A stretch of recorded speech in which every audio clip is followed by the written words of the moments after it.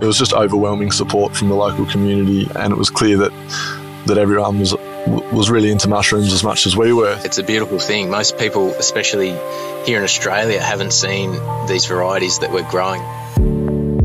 This is the 7th and final episode of The Producers in Launceston, a special podcast series celebrating the food, wine and people of this very special part of Tasmania. Mr. Brown and Towns is an urban mushroom farm in the city of Launceston. Owners and best mates Michael Townsend and Fergus Brown grow exotic mushrooms in an old abattoir that's been given new life as a hub for small businesses and startups. Mushrooms are a business, but growing them also offers a lifestyle. Michael and Fergus want work to be enjoyable and to gel with the lives they're aiming to craft. Michael Townsend is my birth name. My friends know me as T, and I guess people that know me through the business as Mr. Towns, which is quite funny. I can combine all three personalities into one. Founder of Mr. Brown and Towns Mushroom Farm. Mr. Brown is currently not with us at the moment, but a best friend, and we've started a mushroom farm here in Launceston in north of Tasmania. I run the business with my best friend, Fergus Brown.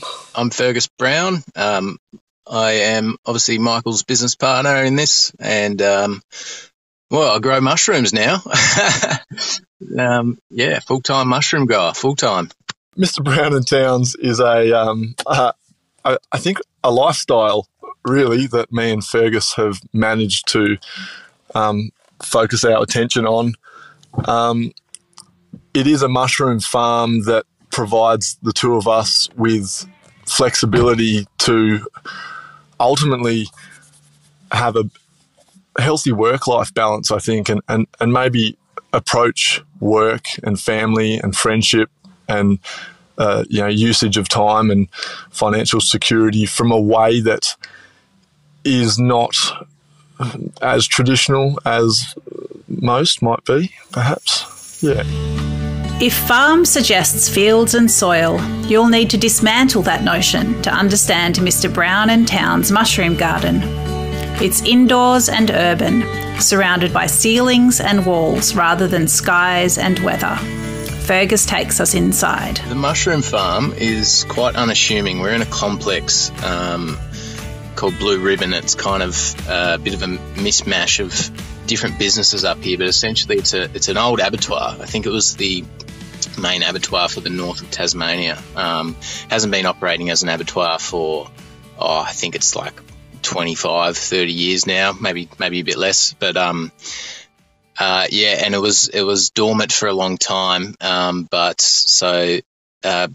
McCready is the owner, and he bought it about 10 years ago and gradually started fixing it up, and now essentially they're going around and fixing up all the spaces, and we've got all sorts of businesses up here. There's the main one being Firmus, which is kind of like a data center / Bitcoin mine behind us. So that's a bit of a different one, and they're doing really well. And we've got Mira Miso next to us. Do miso. My partner Lauren, who is Avocado Moon Kombucha, she's just down the hall, and we actually share her cool room, which has been super handy. So she already had a cool room. So and there's many more, but essentially it's kind of like a warehouse space, and we are just one warehouse in a collection of about 15. We've got, I'd say, probably around 200 square meters of floor space, and it's very it's considered B-grade warehouse space. So if you could try and picture some aspects of an abattoir, there's various levels and landings and gutters and things where the blood would have been sprayed down and things like this. And we've kind of got one room that's essentially unusable because it's got all sorts of wacky levels, but we've essentially made most of it work. We've got the main room that we grow our mushrooms in is about 14 meters by 5 across, and it's low ceiling, and we run a fan in there, and it's pretty much the perfect environment. Well insulated. It's kind of what people do when they're trying other mushroom farms. Generally, a good practice is to use a shipping container because it's sort of custom fit, and you essentially want a small environment so you can control everything a lot easier. So we've basically got a good setup for it. So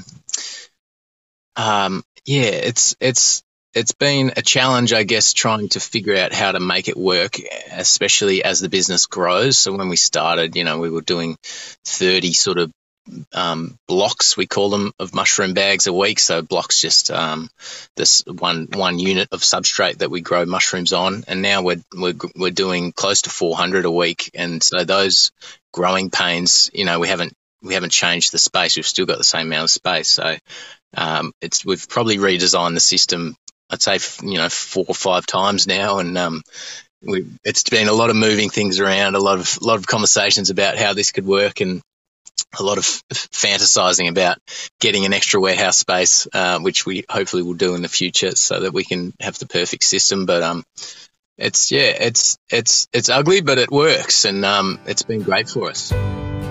Michael and Fergus aren't exactly mushroom geeks from way back. It's more that they wanted to do something fun and challenging that might also be commercial. Michael explains. I feel as though many people who go into mushroom farming perhaps will be doing it as a hobby for many years prior to taking it to restaurants and chefs and markets. But we sort of came in with the intention of trying to, instead of having a goal and conforming to that goal, perhaps trying to make the goal conform to our lives. And we were doing this individually as just, I guess, young people in our 20s exploring ways to make money that still allowed us to have time and provide us with satisfaction. And we were exploring that. And I think that's what brought us together, maybe got us sort of closer as friends in the first place. So when we sort of stumbled across the opportunity to grow mushrooms, or when that opportunity presented itself to us, and we did some more in-depth research, we thought that this might be the ideal way for us to attain, that sort of autonomy and satisfaction, but also to be challenged enough to feel like you're growing, but not too much that you're losing your hair from stress, I guess. Well, I'm bald, so I've gone through my fair dose of stress, and I guess stress and adrenaline and maybe like excitement, sort of all wrapped up into one. It was definitely a struggle at the start, and I don't think that's unique to anyone who's starting a business. And I think perhaps starting a business is maybe harder than growing mushrooms.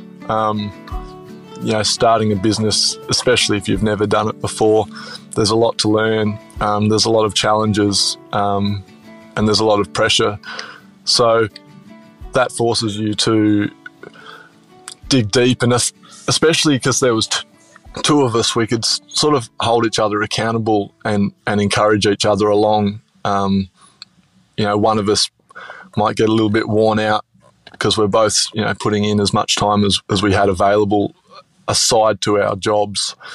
But it was around the same time that we decided to live together. And so we were tree planters originally, and we'd be, out in the forest of Tasmania there, getting paid 10 cents per tree, and you didn't stop. You'd work as hard as you could until it was knock-off time. You didn't get paid for a lunch break. So if you sat down to eat a sandwich, you were missing out on sort of earnings for that day. So we both had this mentality of working hard and getting that job done, looking close to us at one step at a time, one tree at a time. And then we were able to do that simultaneously while starting the mushroom business. So we'd go to work at, say, 6:30 to 2. We'd come back. We'd go straight to the location where we were renovating to have the farm. We'd work there till 6, and then we'd go home and and we lived together for a period of about a year during this startup phase. And so that proximity to each other made us grow really close. And I think it really proved to each other that we had each other's back and that we were in it together, and that the priority was making sure that both of us were healthy, and we had a strong relationship where we were looking out for each other first before sort of our own success within the business. And so all of that sort of encouragement and that camaraderie, you know, allowed us to have a hard day's work, but then come back at the end of it together and sort of relish in that fact that we were doing it together and we had someone by our side. Not so much Samwise Gamgee and Frodo Baggins situation, but, you know, the two of us were just right there, 50-50. You know, I'd see Ferg working hard. It's like who could work harder than the other person, you know. I'd see him working hard, and that would encourage me to push harder and to get things going. And the stress comes with it, you know, but I think we managed to navigate that just right. I probably got a little bit burnt out there at some stage. I can remember, you know, a period of time there where it was all consuming, and Ferg was a solid rock. He's the one that would tell me, you know, you need to take a day off, or take some time to chill out. You need to shut off. You need to switch off. And having that in a business partner, I think was quite special, and something that I reflect on for sure. Mushrooms are an everyday product, but can still be mysterious, even magical.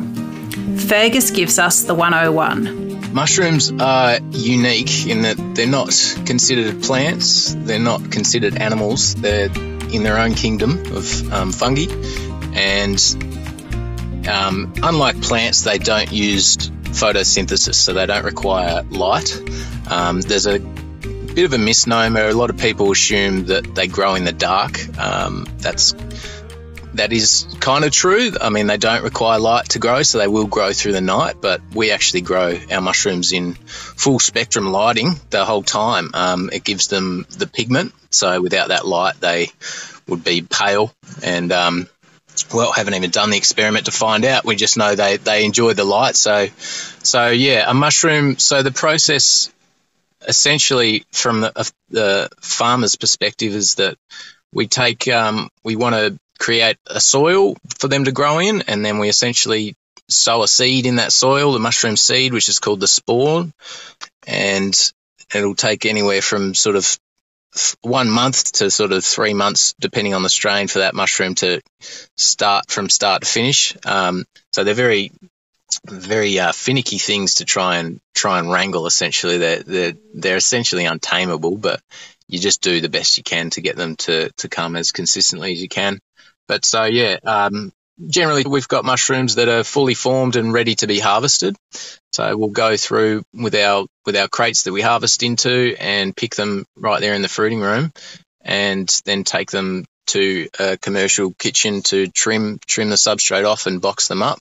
And we do 2 flushes of all our mushrooms. You can get more, but they tend to diminish by at least half, if not more, each time, and we don't have the space to keep them for longer. So after the first flush, you'll wait another 2 weeks or thereabouts, and then you've got mushrooms again, probably about 40% of the first harvest, and then we've got compost after that. So the growing substrate that has produced mushrooms is now really good for the garden, essentially, and we sell our compost to people of Launceston, essentially, for the garden beds, and it's kind of nice to see that we don't have much waste, and that's kind of the cycle. I was lucky enough to visit Mr. Brown and Town's mushroom paradise. It's a cornucopia of different mushroom varieties and colours, most stacked on shelves in grow bags, some in special temperature-controlled cabinets. The shapes and colours and sprouting sizes are beautiful as well as appetising. Michael talks through the varieties and how he loves to eat them. There's a lot of mushrooms that are allowed to be grown in Tasmania, and I have listened to many conversations with experienced mushroom farmers who recommend keeping species to around three. Three mushrooms will keep your hands full. Maybe it's like similar to having kids perhaps, but me and Ferg are a little bit silly, and we like to grow about 10 or 11 different species, some medicinal, some gourmet.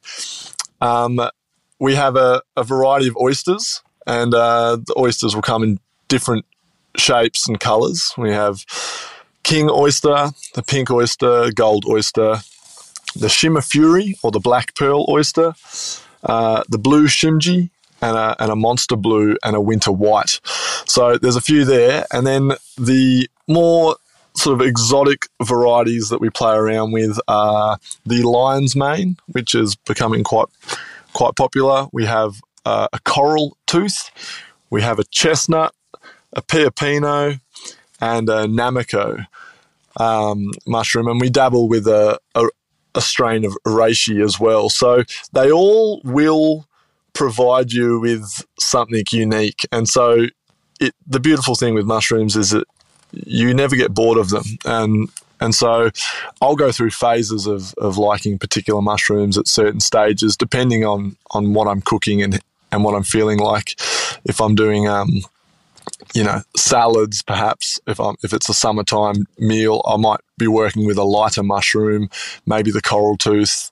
I might be doing some Buddha bowls with like a panko breadcrumbed lion's mane sort of mix. If I'm going for some curries or some stir fries or some ramens, I might just rock some really nice king oyster mushrooms or some namakos. At the moment, I am getting into the king oysters. They are a personal favourite, and it's always nice trying them.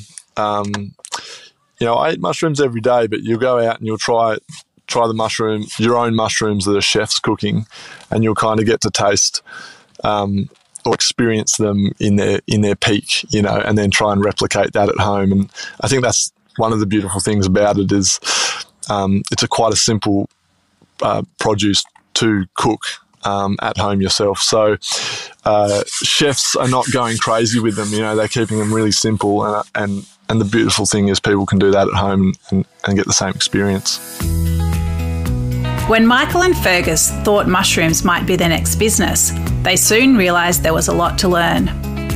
Fergus explains how they gleaned enough information to get started and how ingenious hacks and workarounds have been a feature of their progress. The mushroom growing process was obviously something that we had to learn as we went.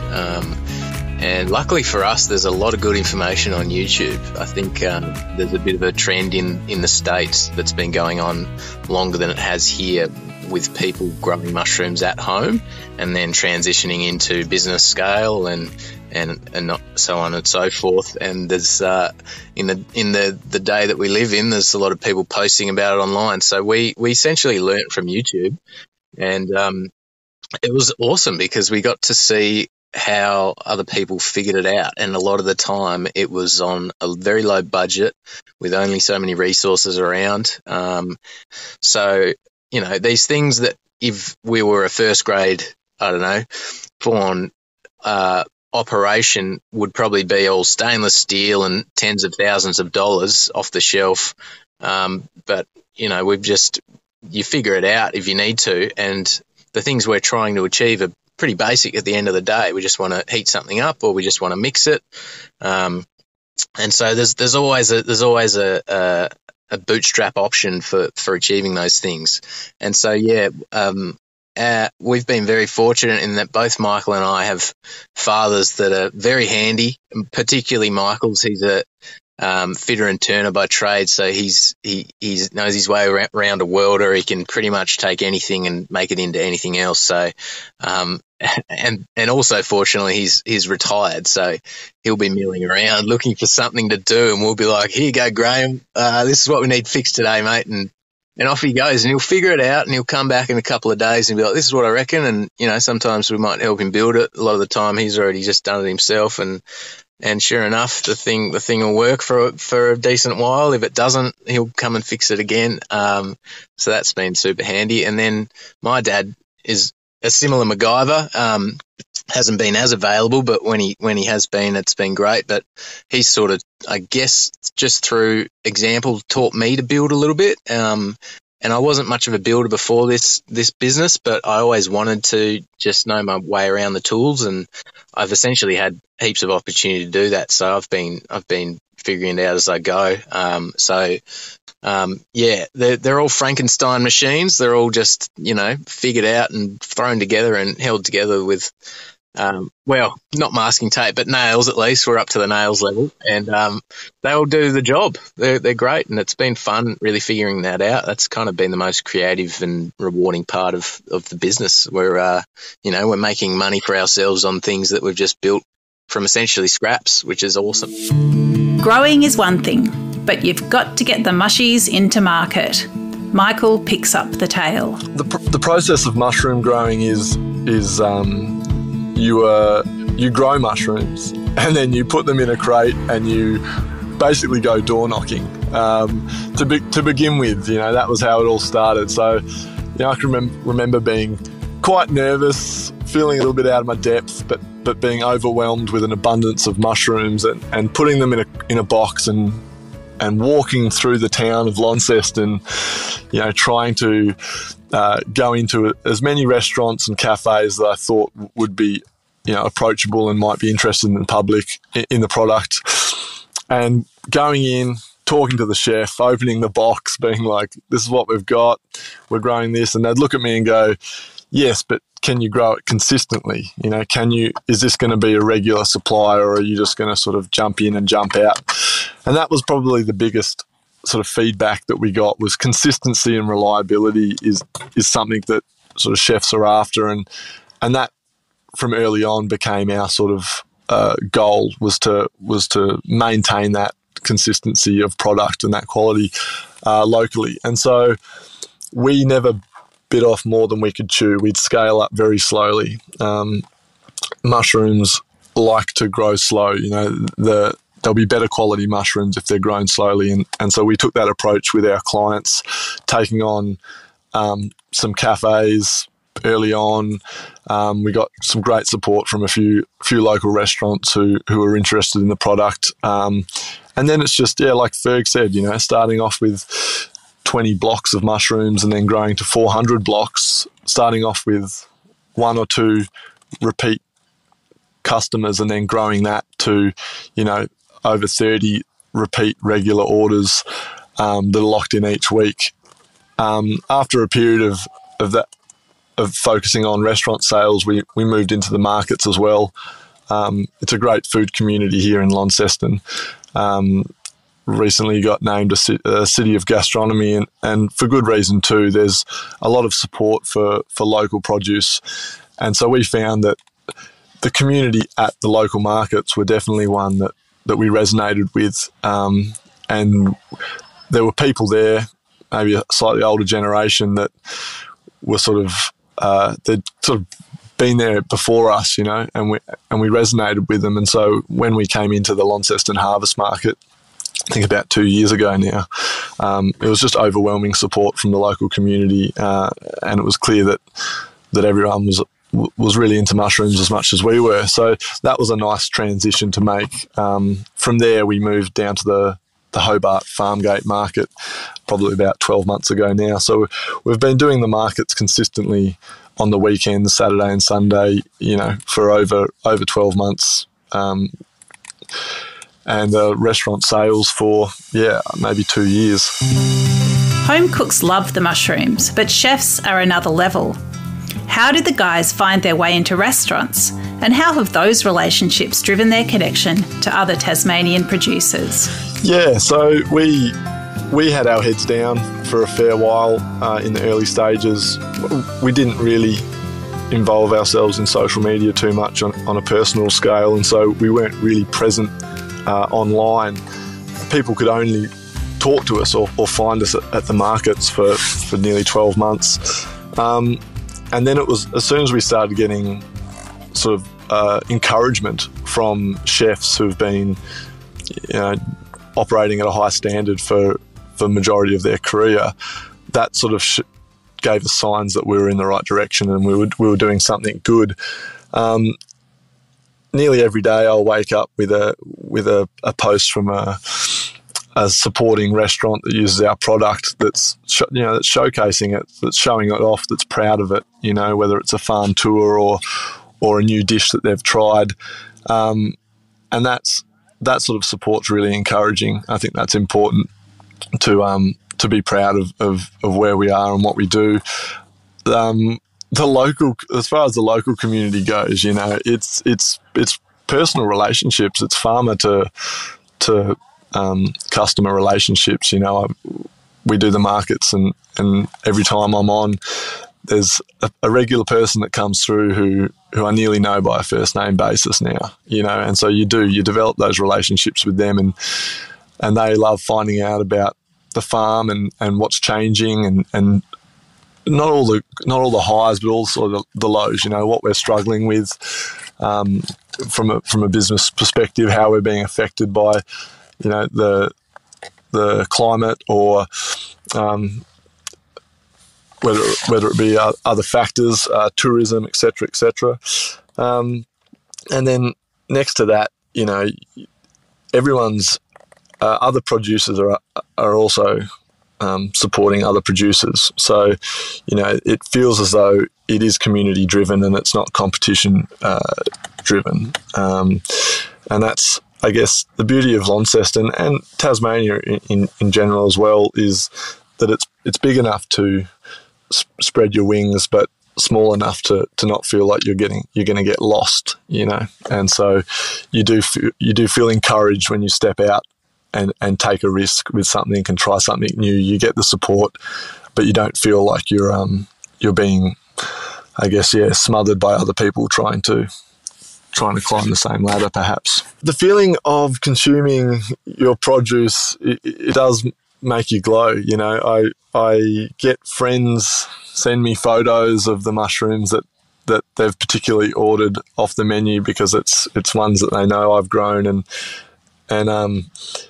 there's no denying it. It feels special, and I think that there's a great amount of support from restaurants, but there's also amazing produce in Tasmania.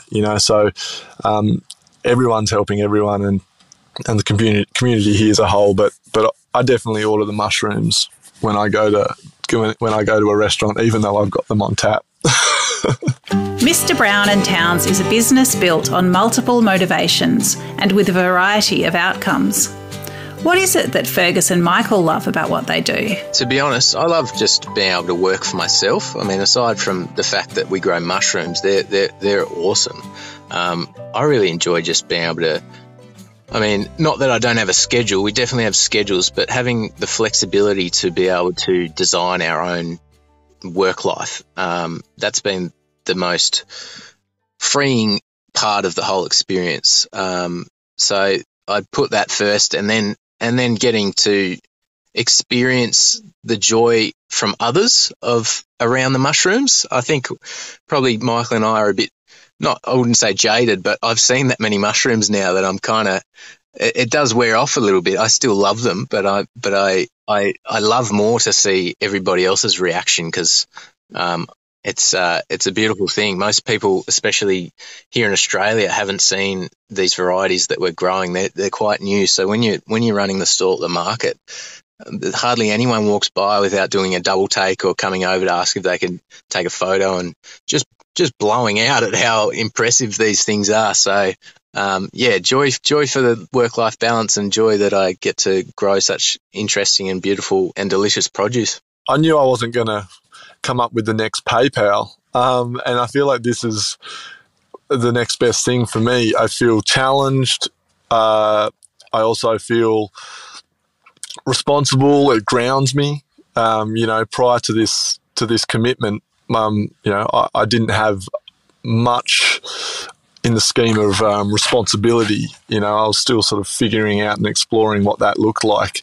But I do believe that within this farm, we've been able to, through this business, we've been able to create a sustainable work-life balance, you know, that will only improve, and it allows us to focus on the work culture. You know, it allows us to focus on the environment that is work. You know, it's inevitable that we will have to work and will continue to work for a large part of our lives. And so I want that to be as enjoyable as possible. You know, I want to be able to listen to the music that I like whilst working. I want to be able to talk to the people whose company I really enjoy, you know. So we have our friends working with us, and it's like being at school again. You know, there's so much play at school. You know, you were doing stuff, but it was enjoyable due to the company that you were in. And so, you know, there's a period there where I remember looking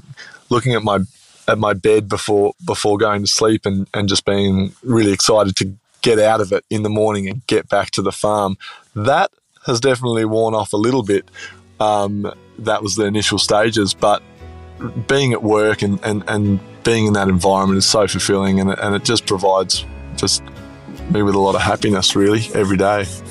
A key food experience in Launceston is Saturday's Harvest Market. Mr. Brown and Town's stall is a highlight, always with a beautiful mushroom display and plenty of time to chat about what's on offer and what might be done with it. It's a testament to the business started and run by two mates. A great product, presented to market with joy and aplomb. Mr. Brown and Towns is about mushrooms, but it's also about enterprise, friendship, creativity, and community.